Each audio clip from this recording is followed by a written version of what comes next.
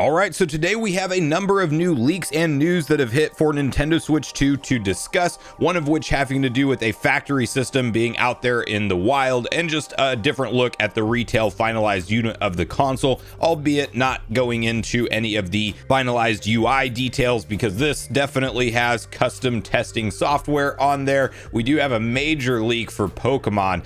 This is going to be something you might want to know if you are interested in the next mainline game, which will be Gen 10.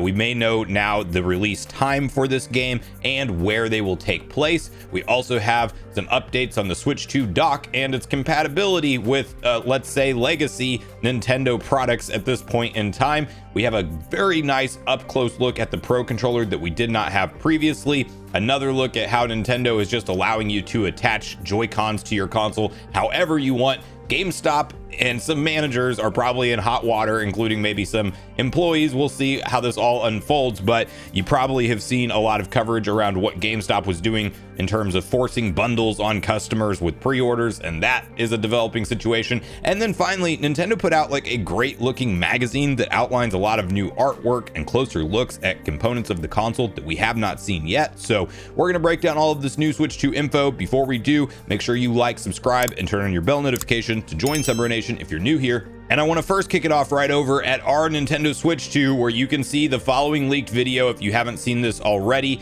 This is something that, clearly an individual got their hands on a console early is what's going on here. And we just have them going through some testing software and stuff like that. This is one of those situations where somebody who works in a factory probably just took this right off the assembly line. You do get a little bit of a different and more up close look at the side of the camera. You can hear the Joy-Con click in this video as well.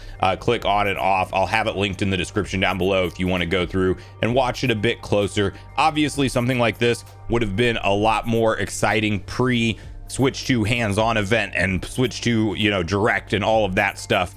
So we've seen a lot of this already, not anything mind-blowing or, breaking the mold, but we do actually have, kind of a nice look at a finalized retail unit here. And one of the leaks that's just been being talked about online, you can see, and this person does mention that there is still a bit of Joy-Con wiggle, but I would assume it's going to be less than what's on the current Nintendo Switch, but they're not going to be like fully seated in there 100% solid where you can't get them to wiggle if you try.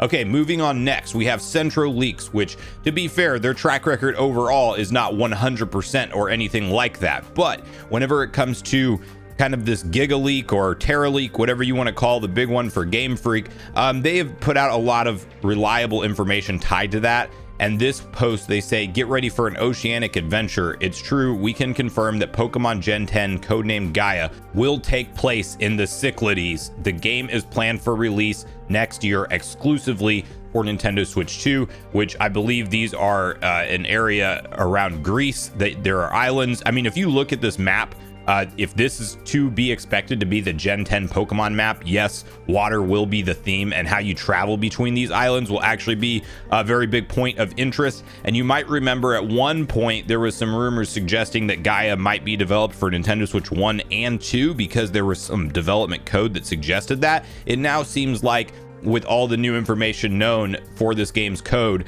it's exclusive for Switch 2, which is actually great news because we're obviously getting Legend ZA with a Switch 1 edition and a Switch 2 edition, and we're expecting the Switch 2 edition. Well, we already know it looks better, it's going to run better, obviously a more solid frame rate and stuff like that.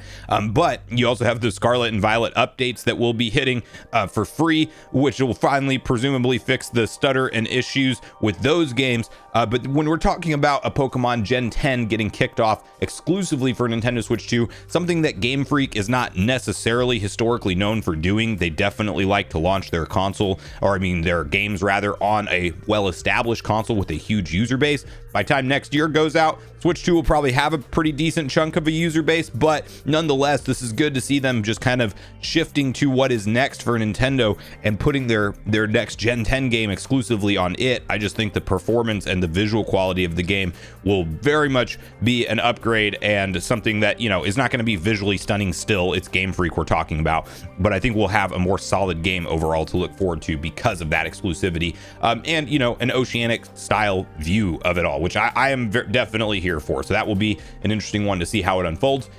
We now then next have some Switch 2 confirmation as far as how the dock will work. If you are somebody who's picking up this console, you have obviously a few extra Switch 1s sitting around, and you're hoping maybe that the Switch 1 would work in a Switch 2 dock potentially. Well, not the case, as you can see posted up over from Nintendo Everything here. We have Switch 1 not compatible with Switch 2 dock. I think this is kind of a given for a lot of people, but there is obviously, since it's still USB-C, how it's connecting at the bottom, there was maybe some thought process from some individuals online that it would not that it may just work and actually still support Switch 1, because, you know, Nintendo is doing some interesting stuff like Game Share, where technically you can like stream your Switch 2 game to the Switch 1 in certain situations and things like that.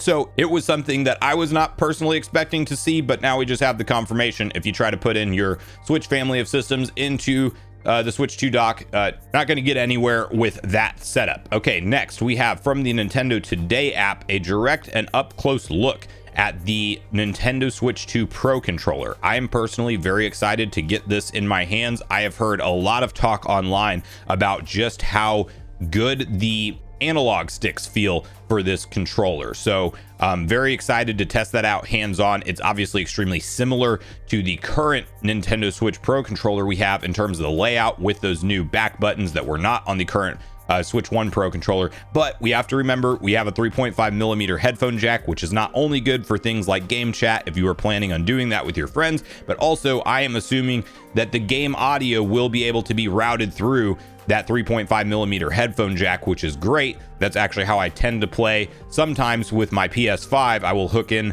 a 3.5 millimeter headphone set to the controller to be able to hear it myself, so I don't have to worry about, you know, it taking up the whole room in terms of like the speakers and hooking it up to all of that. It's just a nice additional way to play, and the current way you have to do that on the Switch is to plug it into the console itself. And if you do wireless Bluetooth, I don't know if you guys notice it, but I definitely noticed some delay on most wireless Bluetooth headsets with the Nintendo Switch in terms of the audio sync. So this should presumably, you know, be instant audio, not really have latency and stuff like that, since it's being routed through the same controller connection. And, you know, it's going to be nice to have some better feeling joysticks. We do not know that they are Hall effect. We know that they're actually not Hall effect according to Nintendo, but people are saying whatever they did to them in terms of, you know, recreating them, as Nintendo said, from the ground up, they feel incredible. So I have this pre-ordered myself, and it's just a nice up close look that we did not have previously that you can now see here on screen. Next up, shout out to friend of the channel, Nintendo Prime. He did post this up, and I think the original source is Fammy Boards. I saw it here from him, but we can see some crazy combinations. The leaks and rumors were true about how you could actually basically put the Joy-Cons in any orientation on the Switch 2, and this user ultimately absolutely doing that, where one is just totally backwards and then upside down and on the other side. So like any orientation you want to plug in the Joy-Cons to the Switch 2, you can do that, funnily enough. And we have a little look at the Switch 2 box up close, which we've seen renders of it and everything like that, but this is just a closer look at the finalized retail box, obviously looking very similar to the Switch 1 red box that we have currently, but, you know, a little bit different, and a big Switch 2 on there so you can differentiate. So next we have GameStop. This is probably something that's going to mainly affect managers and people in specific areas, but you do have the following article: GameStop investigating stores selling Nintendo Switch 2 only in bundles. So this was something that happened over the pre-order chaos, which they have a little bit of a write-up here, but we will actually read this gentleman's tweet right here, where it says, so this GameStop is forcing you to buy bundles, cases, screen protectors, etc. They're claiming they can't process SKUs just for the console, but we all know what's going on here. Personally, I want Donkey Kong and a screen protector, so it isn't a big deal. Others are leaving. So we now have GameStop help actually replying to this, saying we are actively investigating this. Any customer who was turned away at the Astoria location should reach out via DM so we can make it right. And, you know, this is one of those situations where if you've worked in retail sales at all, you know that unfortunately stuff like this happens. There is always just there's a thin line between try to upsell products and, hey, we have to have these metrics at X minimum number for your job to be secure. And that is probably some of the pressure that these managers get and come up with basically not the right way of doing things to try to hit those metrics. And it's going to be an unfortunate situation for anybody involved in that, because we are in the age of social media and things can spread and gain traction very quickly online. So I'm sure that GameStop will probably be handling this location, but how widespread was this besides that? That remains to be seen, and I'd love to hear from you guys in the comments, because I've seen other posts online that do actually seem like a decent number, not all GameStops or anything like that, but there was like quite a few different stores, not just this one, that were doing like pre-assembled bundles that were basically, they were presenting to you the only way you can get the console is to purchase those bundles, which is definitely not something that should be a requirement. It should be an extra if you wanted to get the accessories anyway, but not a requirement. So we'll see what happens with the GameStop and all of that there, but definitely not the best look for, you know, the modern day retail purchase experience. But fortunately, GameStop did actually get a lot of people their consoles. I know they had a large amount of the stock. The online seemed pretty chaotic, but people that lined up, I think from the most part, seems like they had a decent experience overall outside of these one-offs. Okay, from there, the last thing that we're going to look at and kind of close out the video with is just a new round of updated images. I will have this linked in the description down below. There is an official Japanese magazine for Nintendo Switch 2. This may get an English version as well later, because currently the website says it has one. Unfortunately though, if you click that link, it just takes you at the time of filming to a page that doesn't exist, but you do get to see a lot of the different you know, clear and up close images to everything, with the Joy-Cons in mouse mode here, the Joy-Con attaching and detaching from the console, and that little cover that will actually make a lot more sense to use this time around with mouse mode on there, because I think that that's obviously going to be something that makes mouse mode and gliding the Switch 2 Joy-Con easier when you have that on there. So something that I will probably use this time around. But you have, you know, really, you could spend some time on this and look at all of the different little screenshots up close and everything. We have a lot of new looks at this console that we did not have previously.